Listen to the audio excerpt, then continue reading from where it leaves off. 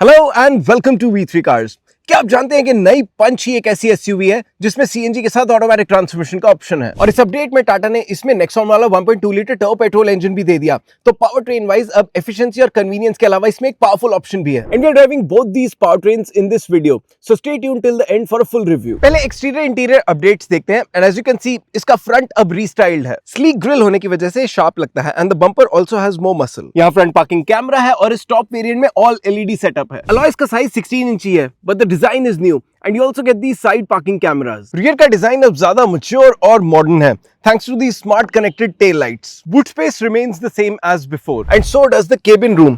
तो 4 लोगों के बैठने के लिए पंच में just about enough space है। यहाँ साइड सीट्स में अंडर थाई सपोर्ट के लिए एक्स्ट्रा कुशन है and is actually effective, but the main changes are at the front. So there's this new 2-spoke steering wheel जिसमें tilt का option है and the seat is height adjustable as well और footwell area भी spacious है। It's a good ergonomic driving position. Dual tone upholstery नहीं है और front seats में भी एक्स्ट्रा अंडर थाई सपोर्ट है and the seats are comfortable. You get a new digital instrument cluster और ये 10.24 इंच टच स्क्रीन भी नहीं है। ये स्क्रीन साइज यूजेबिलिटी वाइज बहुत अप्रोप्रिएट है और इसका टच फीडबैक भी अच्छा है। एयरकॉन टेम्परेचर और ब्लोअर एडजस्ट करने के कंट्रोल्स फिजिकल है लेकिन बाकी सब टच सेंसिटिव है। ये आइकन्स बहुत छोटी हैं and these are not easy to operate while driving. I like it कि इसमें आगे और पीछे सब USB-C पोर्ट्स हैं। These are more reliable than USB-A's. Dashboard पे व्हाइट ट्रिम नया है and it has a rough texture to it.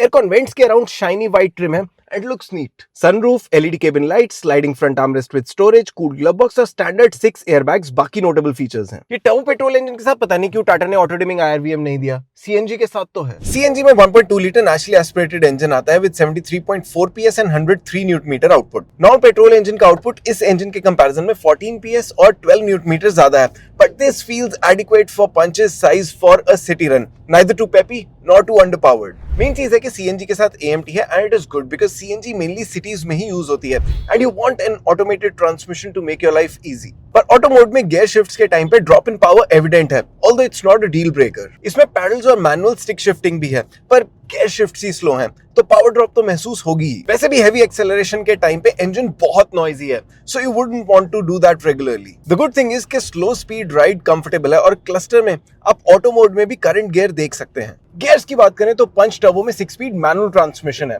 The engine produces 120 PS and 170 newton metre output and I would call it performance centric, पर ये इतना powerful है कि चलाने में मजा आ जाए। The best thing is कि पंच की exceptional big car like stability को बहुत कॉम्प्लीमेंट करता है, which is why I also feel कि इसके साथ ऑटोमेटिक ट्रांसमिशन भी होना चाहिए। फिर वो चाहे AMT ही हो, the feel of driving a big car will be more than. Anyway, इस मैनुअल ट्रांसमिशन के गियर शिफ्ट शॉर्ट हैं, it is likeable, लेकिन क्लच पेडल का ट्रेवल बहुत लॉन्ग है। It is light, लेकिन आपको स्टॉप गो ट्रैफिक में तंग करेगा। The engine is also on the noisier side, but otherwise ये refined है, so the power and torque delivery is quite linear. Basically, drive relatively jerk free है। I think I'd buy this powertrain अगर मेरी highway usage ज्यादा है। CNG की तरह पंच turbo की राइड भी सफल है and it is a comfortable car. Compact होने की वजह से ये easy to drive है, but its stability at speeds and the way it makes you feel कि आप एक बड़ी और सेफ कार चला रहे हैं is exceptional. और ये क्वालिटी तो पंच में पहले भी थी, बट पुरानी पंच के कंपैरिजन में नई पंच ज्यादा मॉडर्न लगती है thanks to its exterior changes. In a good way, it looks less Tata now, especially from the rear. Interior changes भी well thought है, although I do feel कि इसमें 60-40 split seat होनी चाहिए थी और टर्बो पेट्रोल इंजन के साथ भी ऑटो डिमिंग IRVM होना चाहिए था।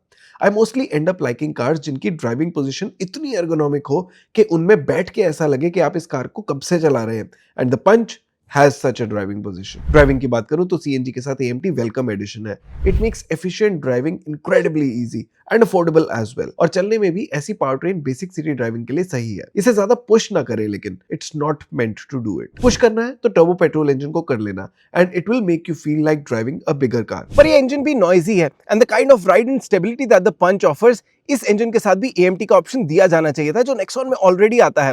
तो कन्वीनियंस वाइज भी you would have felt like driving a car from a segment above. Overall, the Punch is way more desirable than before and it feels like that B1 segment car जो बाकी सबसे better है। बस सिर्फ टाटा का uncertain after sale service experience और reliability, ये दो ऐसे फैक्टर्स हैं जो इस कार के लिए डील ब्रेकर हो सकते हैं।